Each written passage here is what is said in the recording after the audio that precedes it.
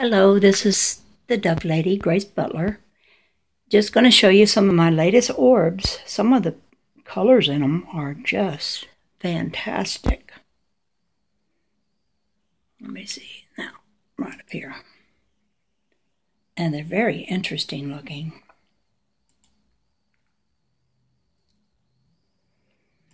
And I wanted to mention to people that follow me that I'm going to be going on a cruise to Mexico, to Cozumel, Mexico, and on the Victory Carnival Cruise Line, September the 10th to the 14th. It will be my first time to ever be on a cruise. So I'm really looking forward to it.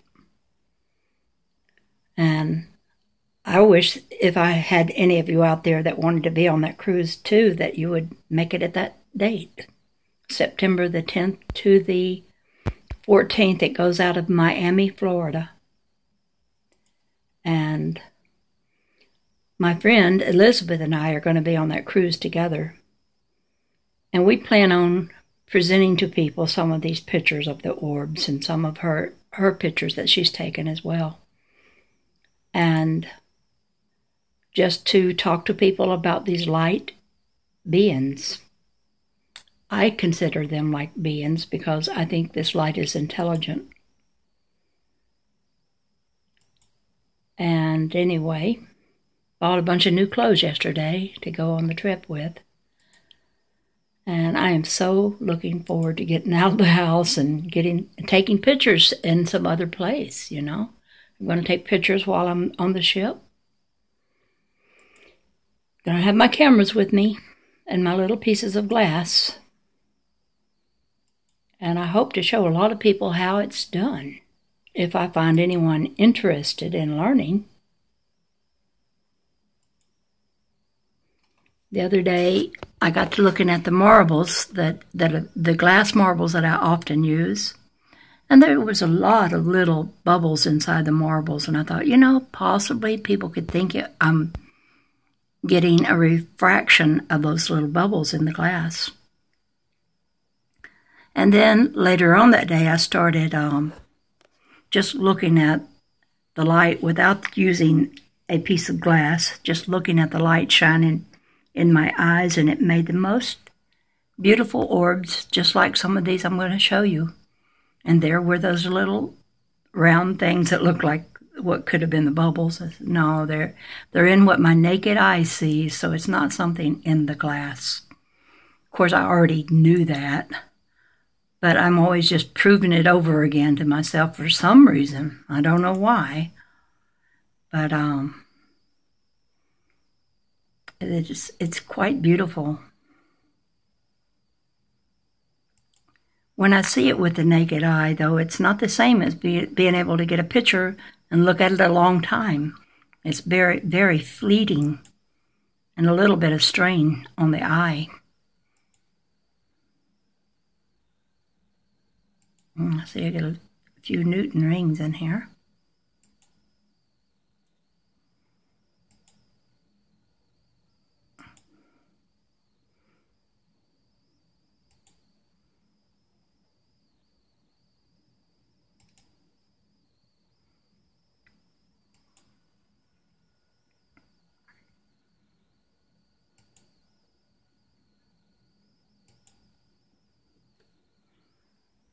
See if I go back further, will I get away from the Newton rings?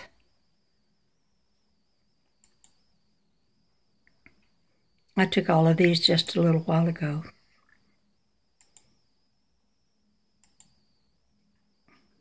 And some toward the end are very, very beautifully colored.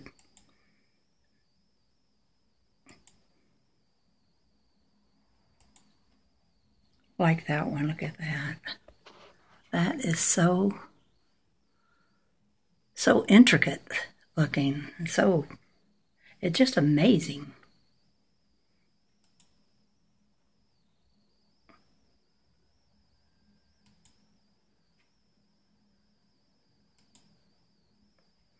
And see the little tube looking things that are in that. those I kind of see floating in the air, just in empty space. They look kind of like a raindrop, but they're not as dark as they are in this picture, but they just are everywhere. There's Harry in that one a little bit.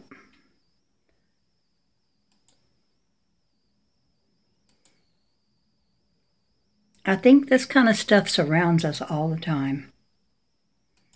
It's just an invisible part of our environment that we don't normally see.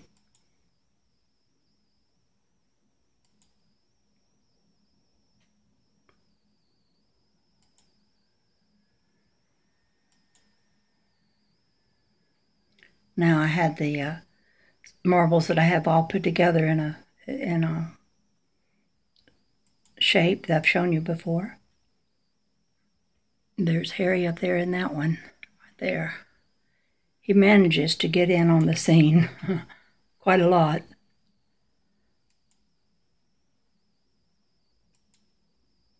That's another one of great beauty. I think the colors in that mingle so wonderfully together.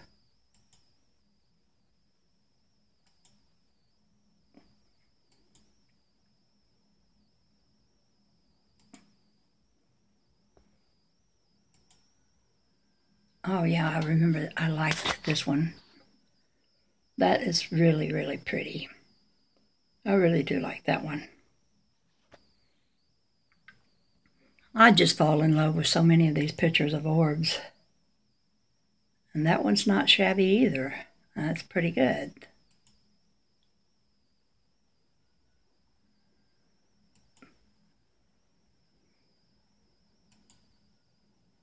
And there's Harry in that one.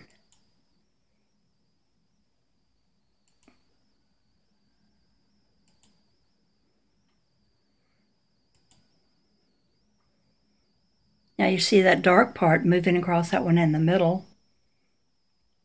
If I had moved the camera over a little bit, I could have got it in the middle of that orb. But it just, I don't know what these dark bands of things are. I kind of see them with the naked eye as well. Harry again.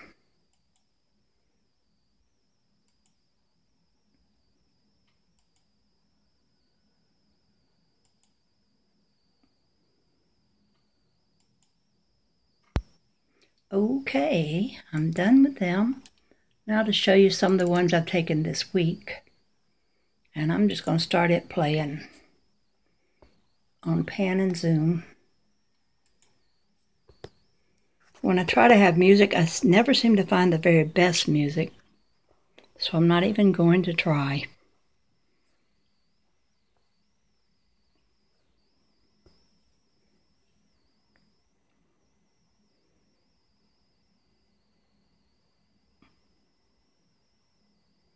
Sometimes I think people are going to get tired of looking at all these orbs.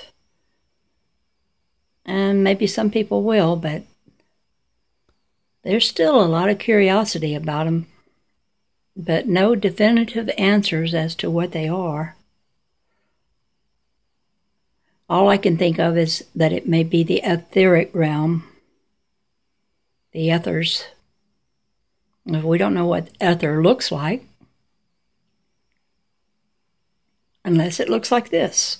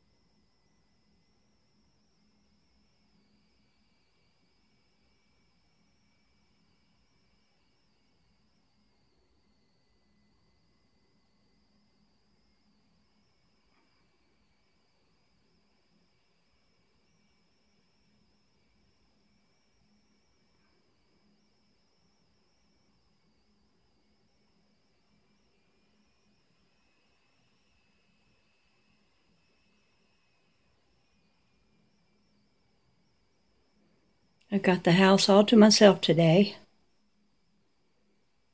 I like that. Everybody's gone somewhere. Except for me and the dogs. And the chickens outside. And the birds.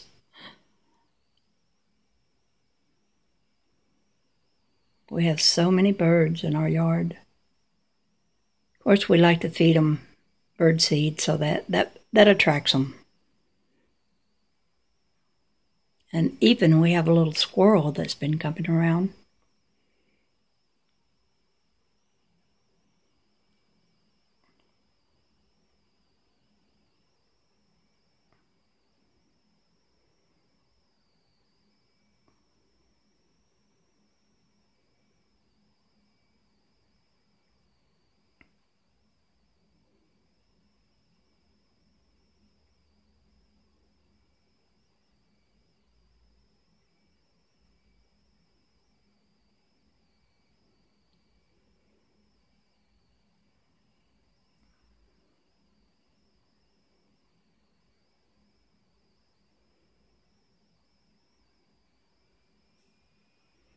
I want to tell you the story of the three saviors.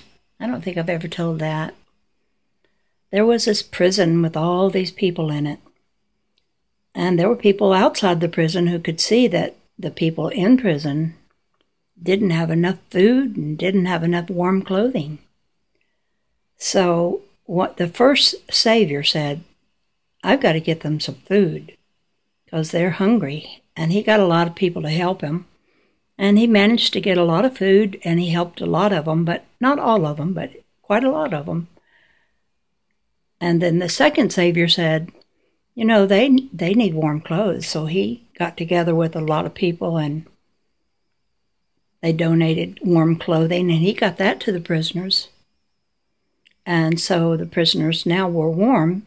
Not all of them, but most of them. The third savior said, you know, those people are in prison. I need to find the key and let them out. And that's what he pursued doing. I feel kind of like the third savior. Not that there's anything at all wrong with the first and second savior who worked so hard to help other people with supply. But I think as a third savior, I can open a prison where people are free to create in a way they've never created before, with light. And then they'll have all the provision they possibly could need and more. I keep on holding on to the message that was given me on my computer, that I would bring forth that which I imagined I would like to bring forth, which was the silver platter with the gold apples. Well, it's been over a year, well, maybe not quite a year, since I got that message. And so far, I don't have it. And I'm still waiting, impatiently sometimes. Other times, I have a little more patience.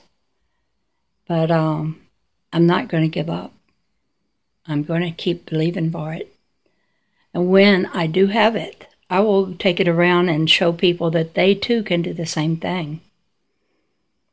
That's what the message said, that I would use it as an example to help people to materialize the things in their life that they want or need. It's a power that we have within ourselves that's latent for the most part because we don't believe in it. We believe so strongly in the illusion that it's all around us. It affects our five senses.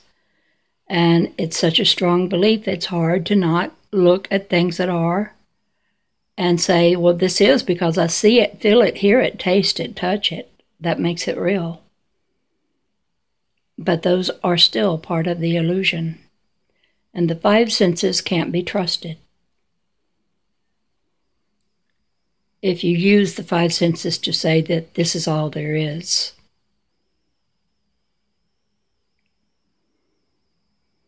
Because there's more.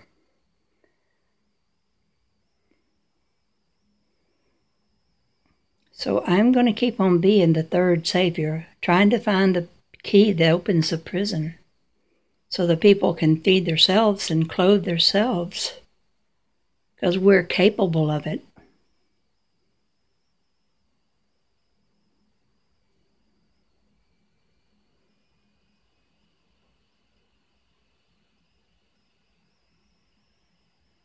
Oh, that's a pretty one. It's amazing when I see these orbs. It's like, oh, the colors are just out of this world beautiful. And the way they're arranged is interesting. What it represents, I don't have any idea.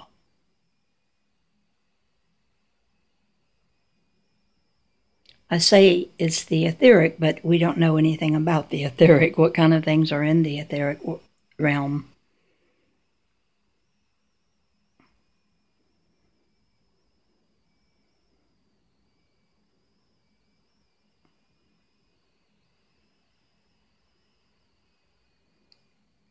These pictures I took a couple of days ago. Haven't shown any of them yet.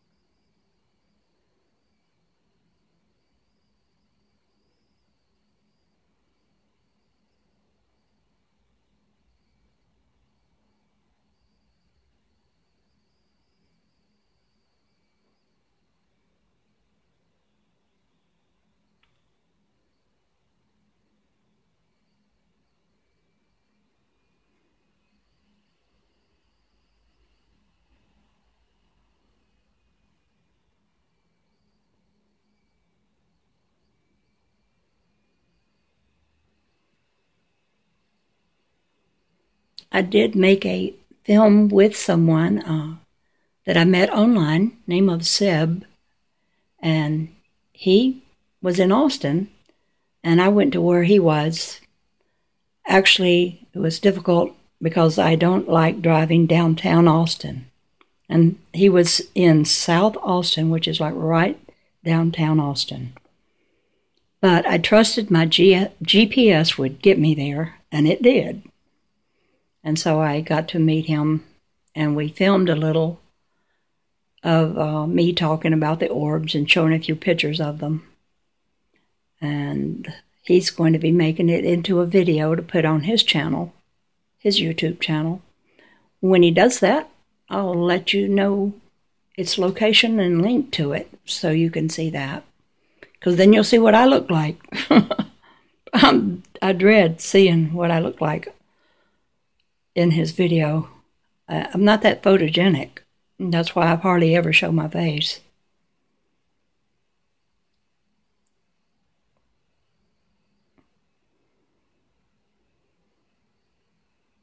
Because the orbs are what interests me. I'm not trying to be popular. I just want people interested in this and looking into it. And I want scientists, the quantum physicists, to look into this, if they will. I think it would baffle them to no end. Like, what could this be? I mean, you look at what they have for evidence, and it's charts, and it's math, and it's words you don't understand. And they sound pretty sophisticated, talking about all the things they believe in. But I think they have a reluctance to look at things that they think might be foolish. And someone that just gets pictures of something this small, that's doing it with a camera, a little cheap digital camera, and a little LED light, well, that kind of rubs the wrong way when they've spent hundreds of thousands of dollars on their equipment for viewing into the smaller realm. But sometimes I think God will use the simple things to confound the wise. And I'm hoping to find out if other people can take pictures like this. I'm going to be showing them how to do it. I don't have very many people in my life who personally know me and who will come to me and say, teach me how to take these pictures. Everyone around me thinks, well, it's not all that big a deal, and they don't even want to know how. And they think it's just something that glass does. But I've ruled that out because I see all this same kind of thing with the naked eye without using a piece of glass at all. What the glass does is simply concentrate a cluster of light in one spot. And that's what I zoom in on, that little spot of concentrated light. You'd want to have a digital camera that it's not one of the more expensive ones, because those have filters that filter out some of this light. And the cheaper ones that don't have all those filters built into it are the ones that will get it because it's not filtered out. And so you can buy a cheap digital camera, you just want to be sure that it zooms. And when you take the pictures of the light, you want to not use a flash. And you want to have, if you do it outside with the sunlight, you want to be sort of under a tree and the sunlight shining through the branches of the tree. And it be later in the afternoon when the sun is kind of shining in a slanted kind of rays that don't come directly from overhead. When I go out at noon and try to get pictures, there's just too much light. The sun right directly overhead is way too bright. And so all you get is whiteness, and you don't really get any orbs. If you do, you can't see them in your viewer because you have so much sunlight on you.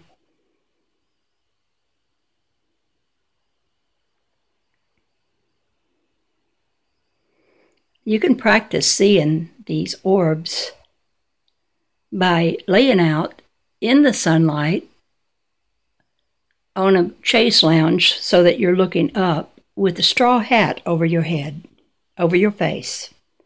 And the sun then will peer through the little holes in the straw hat, and you can examine them that way, because if it does it like it did for me, they'll look like little orbs. But these orbs you see under the straw hat are going to all be the reflection that is on your eye, on the surface of your eye, because all of the little orbs are identical. And then if your eye starts getting a little dried out, a black hole appears, and then 2 or 3 more, and pretty soon you just have to blink because your eyes are drying out, and then you'll see like a windshield wiper. It comes down and washes over your eye, and so all the little orbs you see will have the same thing happen in them. The wash comes down, and they're all back like they were before they got the black holes. So I know what I'm seeing is on the surface of my eye. Sometimes I think about that and I think, well, you know, the world maybe is all how we perceive it anyway. Maybe that's where its reality is, as we see it. And if we change how we will look at things and how we will believe about what we're seeing, we might start seeing more. That's what I'm thinking.